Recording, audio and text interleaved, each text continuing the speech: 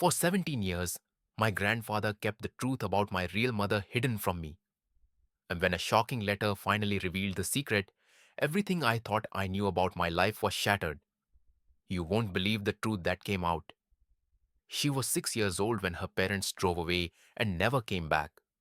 No goodbye hug, no promise to return, just the sound of tires on gravel and a door that never opened again. She stood on the porch of a house she barely remembered, holding a suitcase heavier than her heart could carry.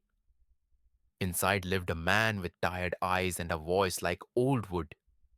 He had not raised a child in 50 years, but when he looked at her, something shifted. Two forgotten souls had just found each other. Richard had lived alone since his wife passed away. His days were quiet, predictable, and filled with silence. Until Ella arrived, the child he barely knew, his granddaughter. Her parents claimed it was just for the summer, one short season while they figured things out. But fall came, then winter, and no one ever returned. Their phone numbers stopped working. Letters came back unopened.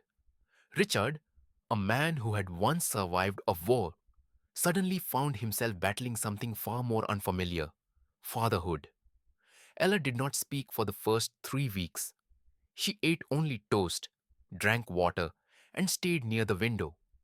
Every morning, Richard made breakfast for two, placing a tiny glass of orange juice beside her plate. She never touched it. He never stopped trying. At night, he read bedtime stories to an empty room, pretending she could hear from down the hall. Eventually, she did.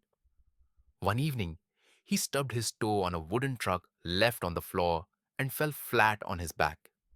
Ella gasped from the hallway, then laughed. A real laugh, sharp and sudden like a burst of sunlight. Richard blinked in disbelief and whispered, "There it is. Music I thought I would never hear again." That night, Ella crawled into his lap and fell asleep. It was the first time she let herself feel safe. But just as peace began to bloom, something arrived that would change everything.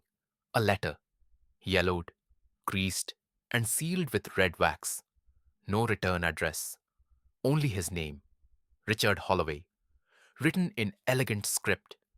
He opened it slowly, his fingers trembling. His eyes scanned the page, and all the warmth drained from his face. He said nothing. He folded the letter in half, slid it into his coat pocket, and quietly locked the office door behind him. Richard began to change. He still cooked breakfast, still smiled when Ella laughed. But something behind his smile had vanished. His hands trembled when he held his coffee mug. He started checking the locks twice, then 3 times. His office door, once simply closed, was now always locked, tightly, silently, and without explanation. Ella, young as she was, noticed every shift in the air. Her grandfather, the only person who had made her feel safe, was now hiding something. And whatever it was, it scared him. She wanted to ask, but fear held her tongue. So she waited. Then one night, the silence broke.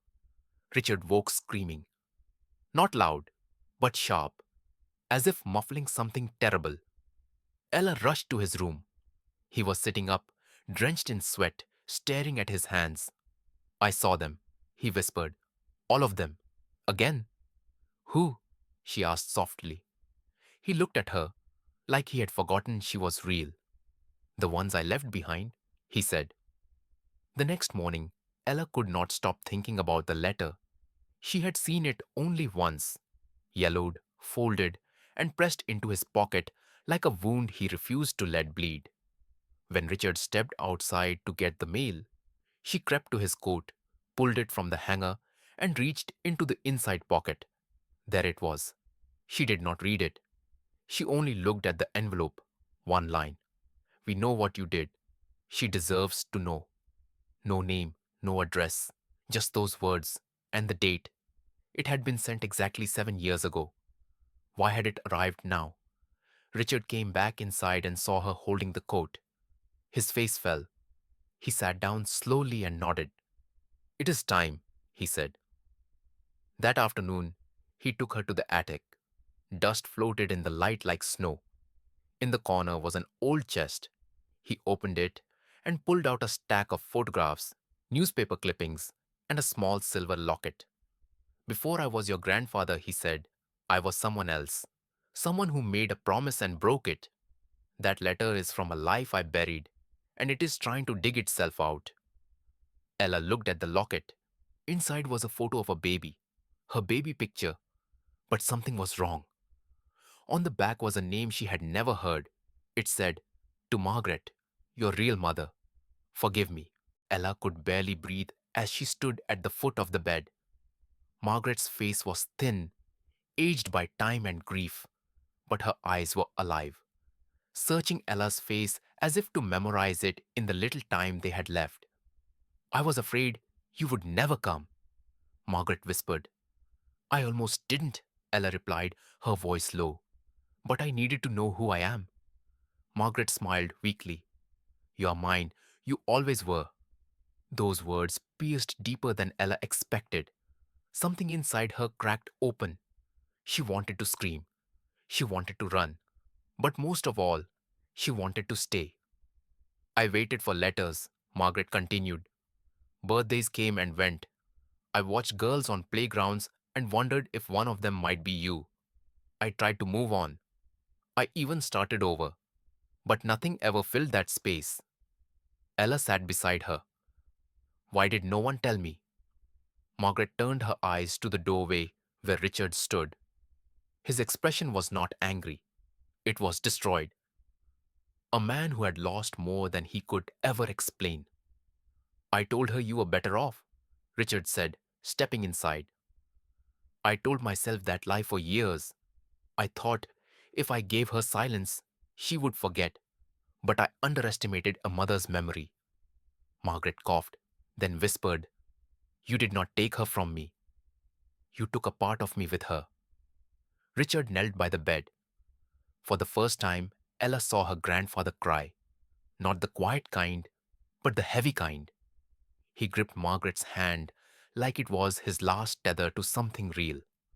I am sorry, he said. You were right to hate me.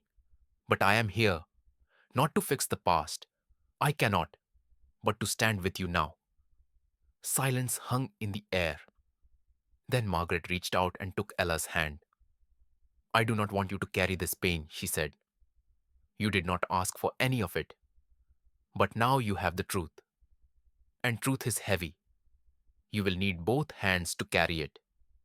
Ella leaned forward and placed her forehead gently against Margaret's. I am here, she whispered. I do not know what comes next, but I am here. They sat together until night fell. 2 mornings later, Margaret was gone. At the funeral, Ella stood in front of a small crowd. Few people, but every heart in the room was full. She held the silver locket in her palm and spoke with calm certainty. I thought my story was about being abandoned, she said. But it was really about being found. My mother gave me life. My grandfather gave me love. And now, I will give their story to the world. She placed the locket around her neck, and for the first time, it felt light.